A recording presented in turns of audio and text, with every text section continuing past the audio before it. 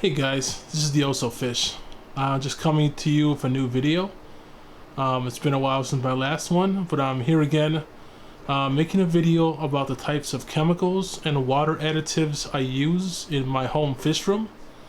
I'm hoping that by showing you what I use personally, that maybe it'll help you at home.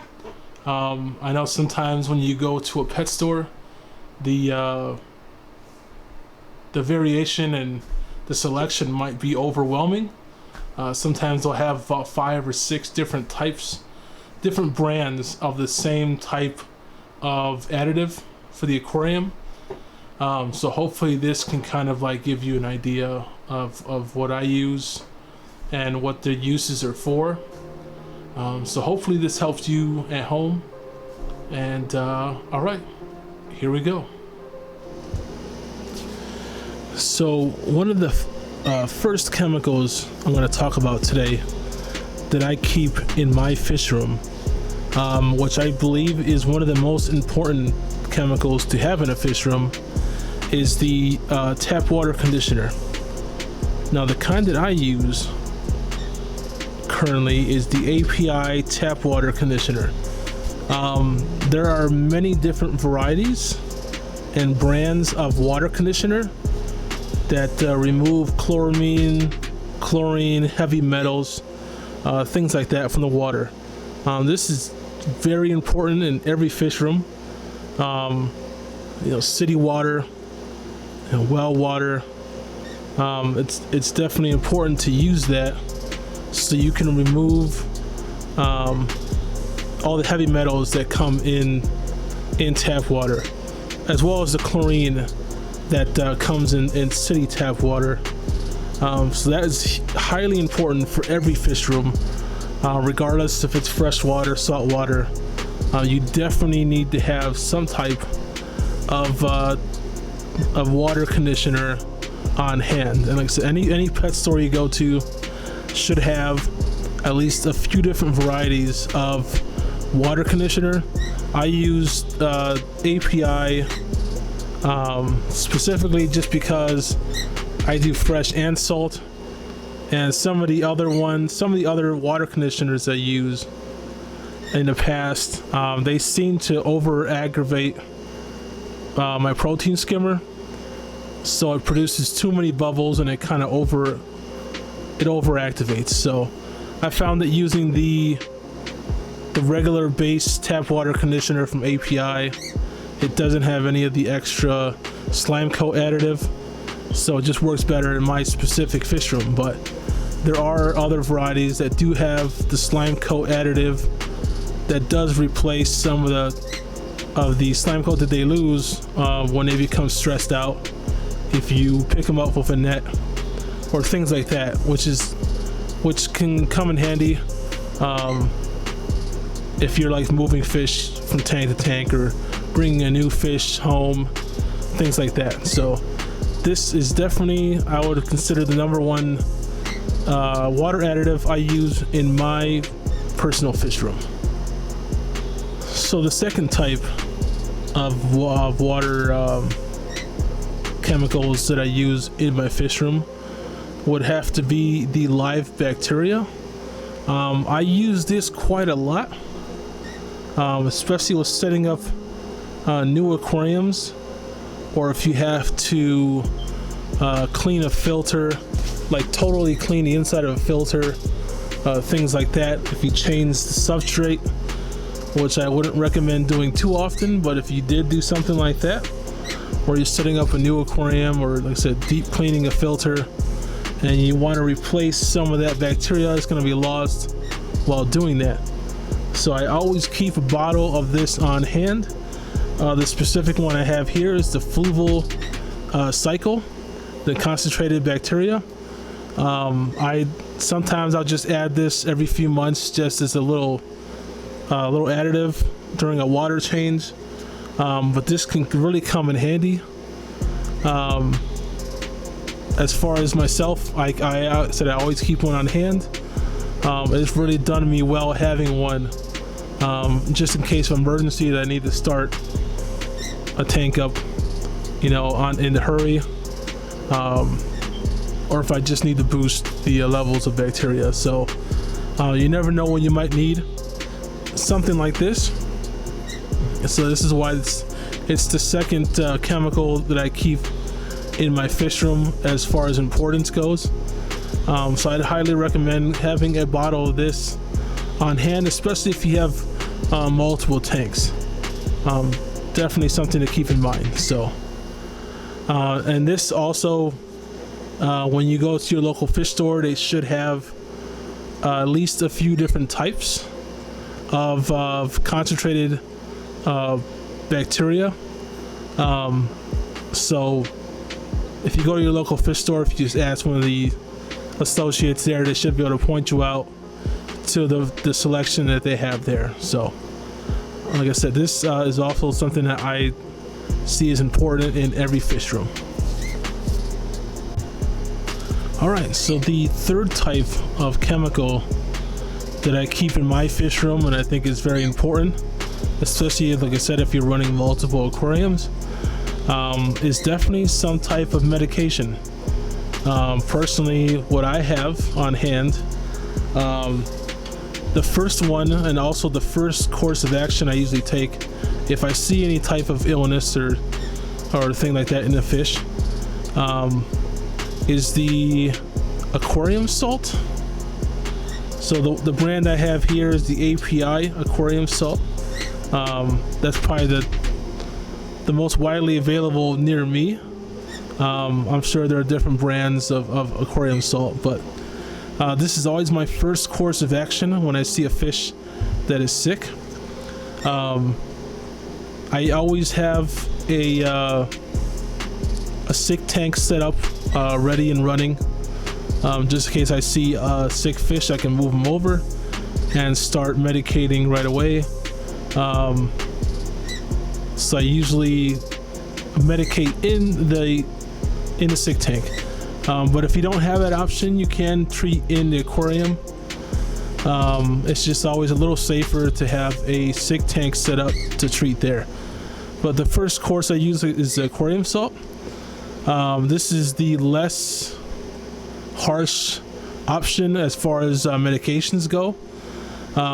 Like dosing this and water changes, most of the time we'll get a fish doing a little better. So this is usually like the first option I take, so as not to like really harm any of the fish. So aquarium salt, highly recommend that in a fish room. Also good for adding it to the water every once in a while. Definitely helps them absorb oxygen better in their gills. Adds electrolytes to the water, different things like that. So I definitely recommend it. It's a good thing to add into the aquarium every once in a while, but definitely when the fish are sick, it definitely helps them with recovering from whatever they might be going through. So I definitely highly recommend some type of aquarium salt, always keeping that on hand. The next medication that I usually keep in my fish room, not the most expensive brand, but it has worked for me in the past. I have the Tetra Lifeguard. It's a pretty simple medication, comes in little small round tablets. You drop them into an aquarium. I keep a couple of 10-gallon sick tanks. So these are measured out for each tablet, does 5 gallons of water. This one treats, like I said, a broad range external fish diseases. So you got bacterial, fungal, viral, parasitic, including ick, things like that. So this would be like the second course I take. Every day you'll drop in the tablets for 5 days. And then at that point, if it's not better, you can do a water change and you can continue the treatment again. So this is the second course of action I usually take. It's not that expensive. It's worked for me in the past, but like I said, there is many different options as far as medications go. It's almost to the point of being overwhelming to the point of options you have. So this is just an easy, widely available medication I use for my sick tank that has worked for me in the past. So I just continue using this in my fish room because it's worked for me. And the last course of action I have for parasitic diseases would be the Fritz Copper Safe, which is for mainly parasites like ick, velvet, and external type parasites. So this is my last resort as far as it comes to parasitic diseases on the fish. It has worked for me in the past. As long recommended you highly stick to the directions. You don't want to put too much in there, and if you can at all possible treat them in a separate aquarium with this medication, I'd recommend doing that. But if you can't, definitely stick to the directions. Don't over medicate. As with all medications, you definitely want to pull your carbon out of your filter. Any kind of like activated charcoal, carbon, things like that pull chemicals out of the water, you definitely want to remove that while you're treating your aquarium. So this is my last resort. It has worked for me in the past with a few bad cases of ick. It does take a little bit of time. Sometimes I will raise the heater a little bit to help it along, but it has worked for me. But then again, there are many other options of ick medication available. So, but this is just one of the ones that I personally use.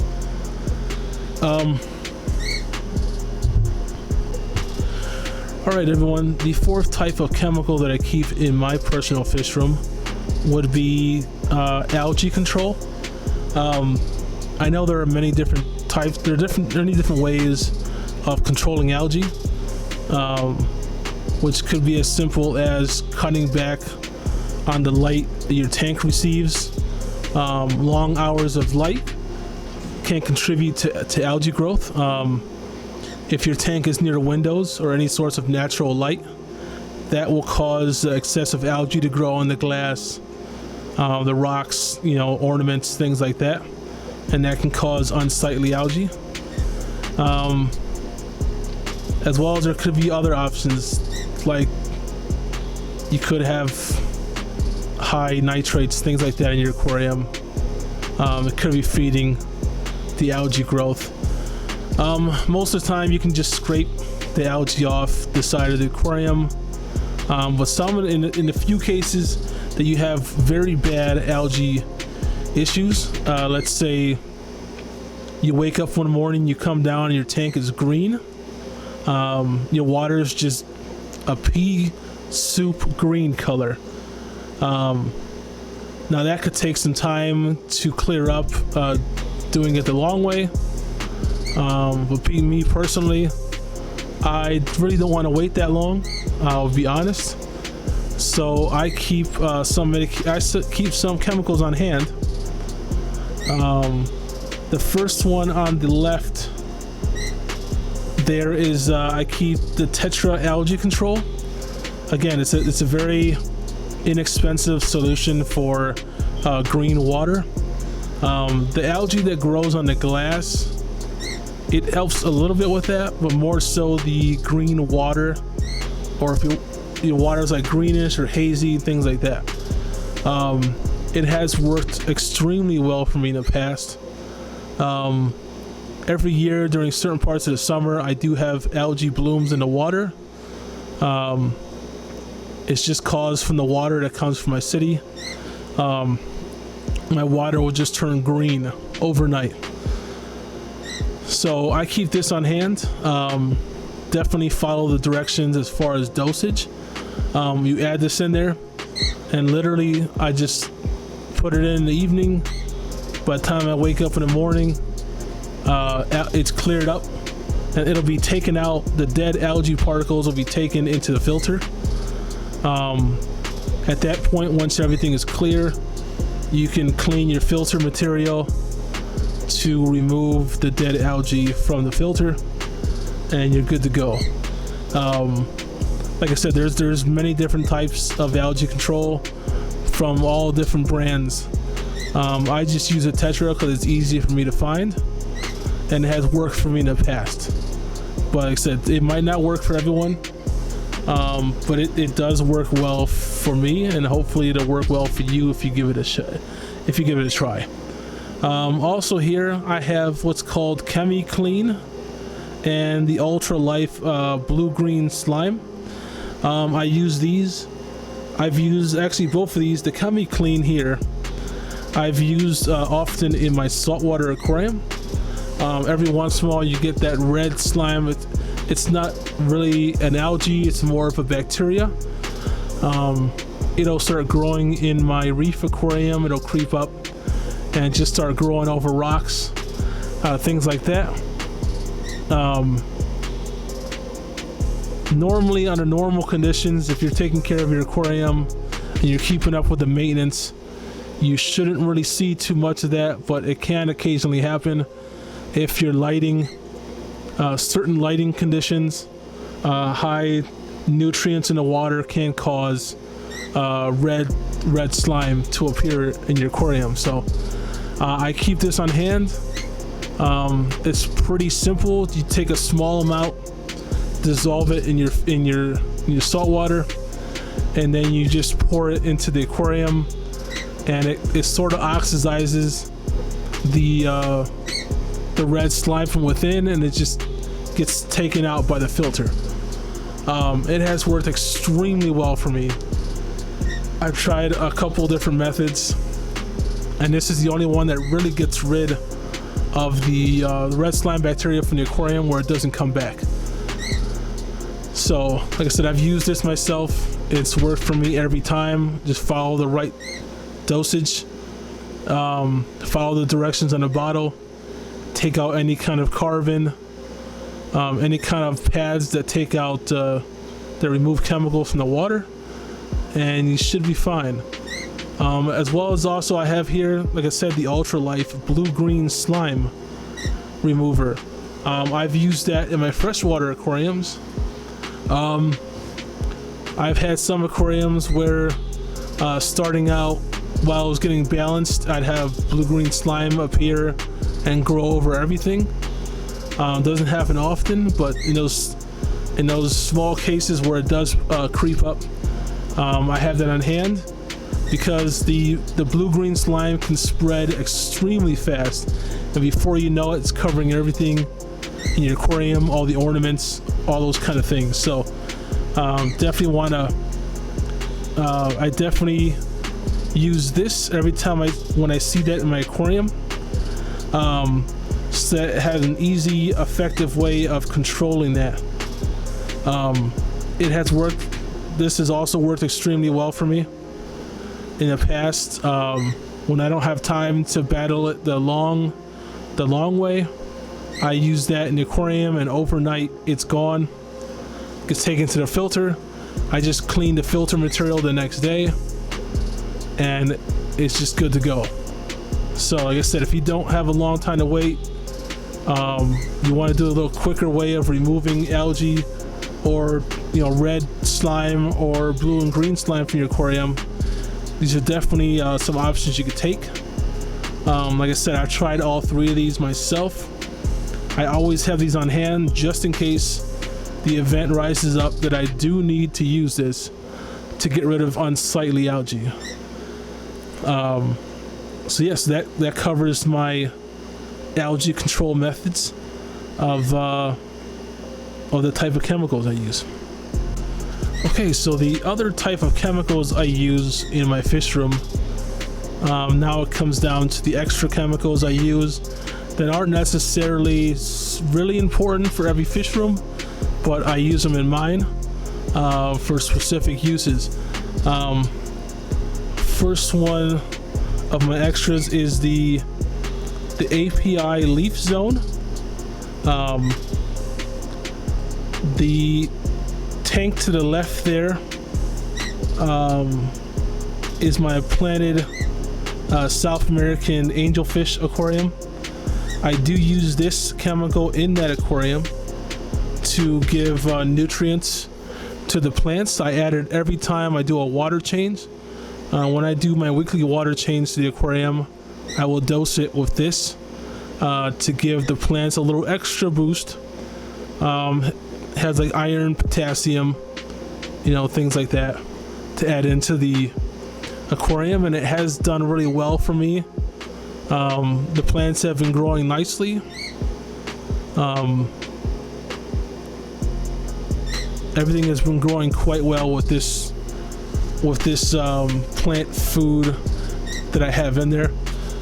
This is also one that you can find many different variety of plant foods or additives for the aquarium. I just use the API leaf zone because it is readily available near me. It's easy for me to get, so I use this and I've had good results with it. I know depending on if you're planning an aquarium, it's much more heavily stocked, then you might have to use different routes, like using CO2 and things like that to supplement your aquarium. But since I just have a basic plant setup with things like Java moss, moss balls, water lily, things like that, this does fine for my circumstance. So this is one of the other chemicals that I keep in my fish room at all times, so I can add it in every time I do a water change. So, and the last extra additive I put in some of my aquariums would be the almond leaf. I find these on Amazon. I can't really find these in some stores near me, so I look these up on Amazon, order them.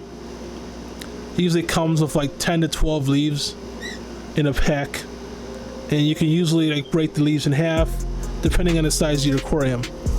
I use these in that planted aquarium I was speaking about with the angelfish and South American tetras. I do add this leaf into the water.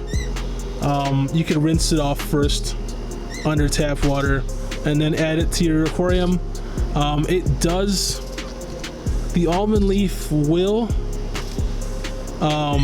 tan the water, so if you don't like that look, I wouldn't recommend it, but it does have a lot of good effects for the fish. It does have some antibacterial properties, as well as it softens and tans the water to give it that South American river look. So I use these in there, and I also use these for betas. In my beta aquariums, I add the almond leaves because it it has the antibacterial properties, and it seems to my betas seem to be a little bit healthier when I always use these in their aquarium. So again, this is called the almond leaf, and you can find it on Amazon or any kind of tropical fish store that sells a large variety of items. They should have these, like I said, smaller stores like your general box pet stores like Petco and PetSmart, things like that. They usually don't carry items like this, but like I said, if you can order from Amazon, or you can seek out a more specific tropical fish store that should be able to carry something like this. So that pretty much covers the chemicals that I use personally. I have in my fish room, so not too much. It's just a couple things I keep on hand, so if a situation was to arise, let's say in the evening, or something happens, I always have these on hand so I can take care of the problem quickly. I don't have to wait and run to the store every time an issue arises.